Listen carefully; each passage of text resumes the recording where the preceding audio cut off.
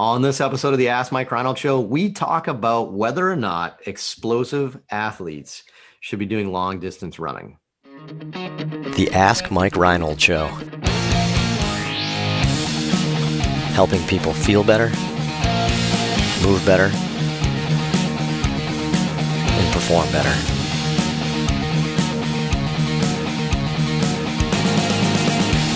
Before we get to the podcast, I wanted to make sure you knew about my free online course on the introduction to performance therapy and training. If you want to learn how to get started optimizing and enhancing performance, this is the course for you. Head to mikereinold.com/performance to sign up today.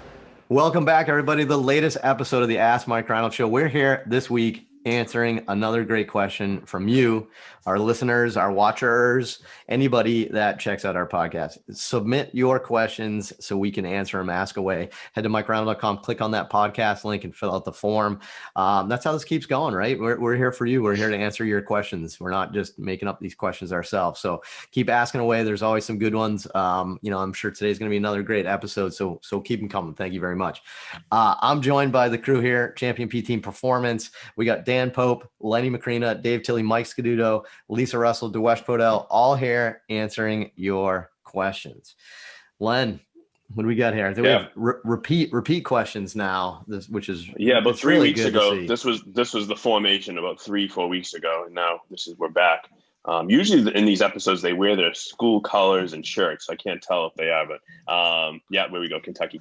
So batting leadoff will have Ben Fisher, who played baseball at some Division I school, and they got drafted, right? I think that's a little known fact that you were drafted. Wow. Yeah, Ben played minor league baseball. Zach Leal had a cup of coffee at Clemson baseball, and we have Fonzie, Chris Afonso from Clarkson University. Hey, I was on mute. Sorry. Hey, was that too late? Dang it, man. We're getting all right. We'll get there. What do we got? Ben? Okay, so Natalie from Florida asks, there seems to be a lot of debate about explosive athletes like baseball pitchers performing steady state conditioning and low intensity running. Is there a benefit to this in athletes, or should they just stick to sprints? I like even the phrasing of the question. Why does everything have to be a debate, right? Is debate negative tone, right? I mean, anyway, I think this is a popular topic right now about, athletes, especially ones that aren't doing steady state long distance for their sport, right? To do this, do we train that way, right? And I'll just start the episode off with pure nonsense as usual, and share, I think, kind of a funny thing. But like at one point in time, we had T-shirts made, with the Red Sox when I was with the Red Sox that said, I don't run the ball to the plate. Right. For the pitchers always make up funny T-shirts. Right. But that was one of their big phrases, right? Is that they don't run the ball to the plate. Why am I doing running? Right. That's it. So obviously that's short-sighted, which we'll get into.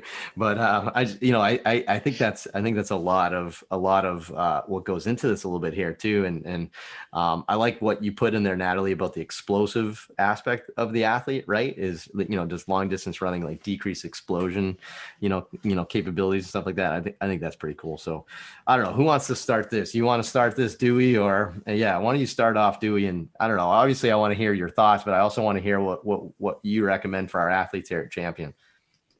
Yeah. So I think there's been this stigma about long distance running or cardio in general, really, for the explosive athlete, right? That people are saying like, oh, all you got to do is explosive work, or all you got to do is sprints. Well, I think we got to take a big step back, right? What are the big benefits that we get from aerobic training in general, aerobic capacity training? And long distance running is just a means to an end, right? It's just a way to perform cardiac output work. So I think that's kind of where we got to start.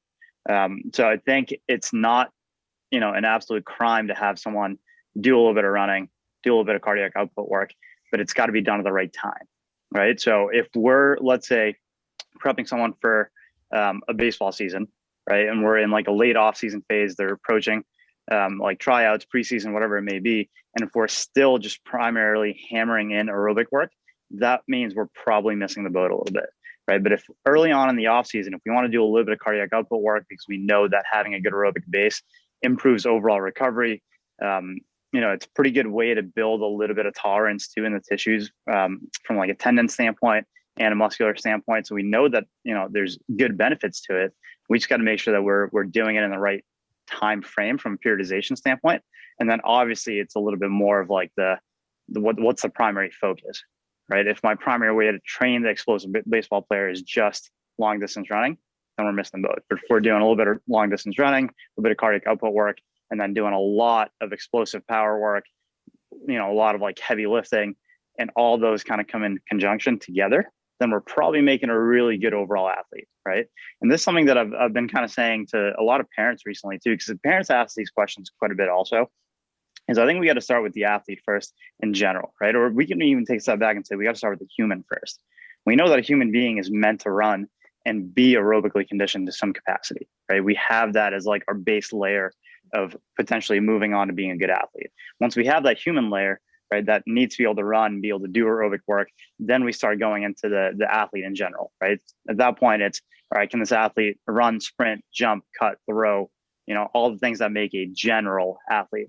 After that, we start getting into a little bit more of like the specific athlete and maybe that specific position within that sport. So like a baseball pitcher that has to throw a baseball, 60 to 100 times a game, it's, that's very specific demand. How do we prep those specific qualities for the pitcher is a different discussion than how do we prep a human to potentially be a better pitcher. So that's kind of how I look at it, right? I kind of run through that entire spectrum. What are the missing pieces that could potentially help this baseball player be a better baseball player? And I like what you said there. I think it's really short-sighted to think like we're talking about long distance running instead of explosive training or sprint work. That's why these debates I think are silly. That's why I hate these debates is anybody not doing explosive power work and just doing long distance running? Well, yeah, of course that's suboptimal. That doesn't make any sense. But, I think there was a big thing with these explosive athletes is that like, if you train slow, you'll play slow. Right. And I, there may be something to that if that is your only type of training, but man, I don't think anyone really took it that way. Right. You brought up a lot of good points, Dewey, about like, even like tendon health. I thought that was a great point, right? Like tendon joint health with like, just like of that low impact kind of training for long duration of time. But really, man, it's about being a good athlete, right? It's about like increasing that athletic capacity. And that is a component of athleticism. Right. So I'm looking at the MLB first round draft that happened about a month ago, maybe 6 weeks ago now. And I'm looking at there's 6 high school shortstops that were drafted in the first round, which is large, right? And they're the best athletes. I guarantee you they all have great, long distance running ability and stuff like that, right? Because they're the better athletes on their team probably. And you start to kind of, see that a little bit. So I think that's pretty interesting. Now we're dealing with a lot of explosive sports. Lisa, you have any insights from your world, which is a little bit more about endurance and how can you help us with this debate? Yes. First, I have a question. What is long distance running for a baseball player? I mean, solid point. 90 feet. Yeah, I know, right? I mean, I guess it's just like steady state, low intensity cardio. Like, yeah, because in my head, long distance running is like 10 to 20 miles. Not like, probably closer to like 2 to 5. Yeah, and I don't even know if that would be aggressive. But yeah, I mean, in baseball, like they run poles a lot, which is just they run the outfield, like around the outfield, like back and forth a little bit, and that's kind of what they do. And yeah, I mean, not everybody likes to run. I get it. So I think people are always looking. Yeah. What do you think? Are we? Yeah, this is really kind of funny that somebody would think that would have a negative output. It's so little work, right, Lisa? Yeah, I mean, that's in comparison to what long distance means in kind of the bubble of people that I tend to interact with. That's your warm up, So, but I mean, from the like rowing kind of standpoint, like that's where it's an interesting sport in terms of like the energy systems that you have to be able to train. Because you need those, like if we're just talking about like a 2K race piece, okay, which is like 8 or fewer minutes typically.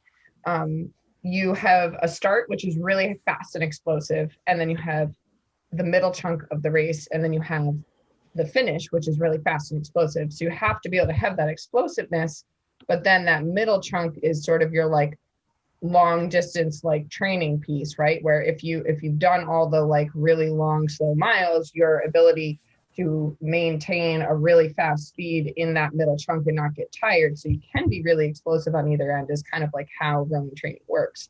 So like in that aspect, you need both. You can't be an effective rower without both. So in the sense of like, I mean, it's not a debate within the rowing world, I wouldn't think, in terms of that, but if anything, they fall maybe a little shorter of the like specific explosive training that's not like rowing specific explosive, because you have to have the capacity for both, or you're not going to be effective. I love that you brought that up, Lisa, and I think that's a really interesting point, because it's all about, you know, that cardiac output and aerobic capacity has a lot of impact on fatigue and endurance over time, and I think that's the really interesting point. Like, we learned that from one of our former strength coaches, like Christy Zermulin, who's, you know, an elite college soccer player, right? And that was kind of her passion, was this aerobic capacity stuff. She really opened my eyes to some of these short-sighted debates and stuff, like on how aerobic capacity is so important for stuff. But in baseball pitching, just using this as an example, as quite an explosive sport, right? You explode for less than a second and then you do nothing for, you know, 25 seconds, right? We actually have statistical analysis that show that pitchers fatigue faster and they get worse later in the game if they have too short of seconds per pitch, you know, in between, and the length in between pitches, the length between innings, the length between games, you know, everything we have is all about how fast they fatigue out. And that's how most pitchers succeed. So anything we can do to build aerobic capacity, which I do think is part of that, right? It is a little bit of that. It's not just strength, power, and muscular endurance. It is some aerobic capacity, I think is pretty, you know, is pretty important. So yeah. Anybody else? I think we nailed that pretty good. Dewey, what else you got? Yeah, I just wanted to add one last point, because I think a lot of people do get hung up on like the methods of this, and this is actually, again, another thing that I learned from Christy a little bit, and then even Mike Boyle talks about this a little bit, right? Is I think when we start talking about cardiac output work, I think we got to realize, again, what is it that makes something a cardiac output type work, right? What is the energy system kind of demanding from the body?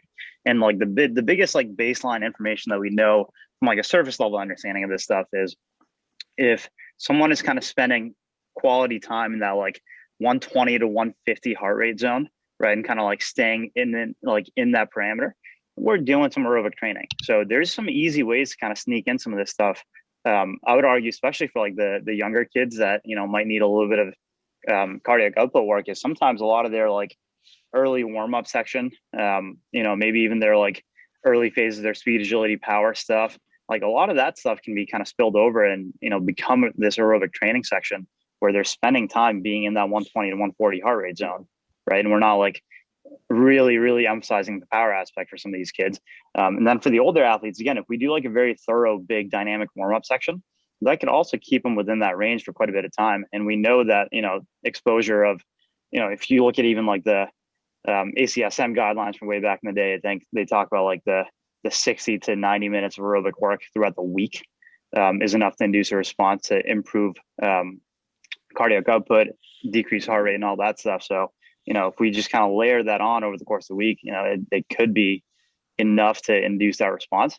Now, if we're looking for like really high level performance, will we need a little bit more dedicated cardiac output training? Probably, right? But I think we got to start understanding that there's ways to kind of sneak in some of this stuff and, you know, really make sure that we get it into our kids, you know, weekly training plan. Yeah, and I think that's why, you know, when we get into debates that are so specific, like so sprints versus long distance running, right? And the answer is always going to be something in the middle, right? I mean, we say that about everything, right? The answer to everything is always going to be in the middle. But when you have that, I think then what you're doing is you're picking a side. And then that's, you know, that's not finding that middle ground. And, you know, Dewey just brought up a lot of great points on how, you know, aerobic capacity can be built in so many different ways and at so many different levels. I would sure hate for somebody to neglect that just because they, you know, read some articles on the internet and they're anti long distance running now, which I don't know. I mean, you know what I mean? Like, I think we got to think a little bit more than that. There's, you know, there are no black and white answers to black and white questions. It doesn't exist in the real world with athletes. So awesome. Great stuff. Good episode again. Thanks so much. Great answers, everyone. I appreciate everybody on this Zoom call helping you out, answering your questions. So if you have them, keep them coming. MikeReinold.com, click on that podcast link, go to Apple Podcast and Spotify and rate, review, subscribe. So that way we can keep doing these episodes and helping you out along the way. Thanks so much. See you in the next episode.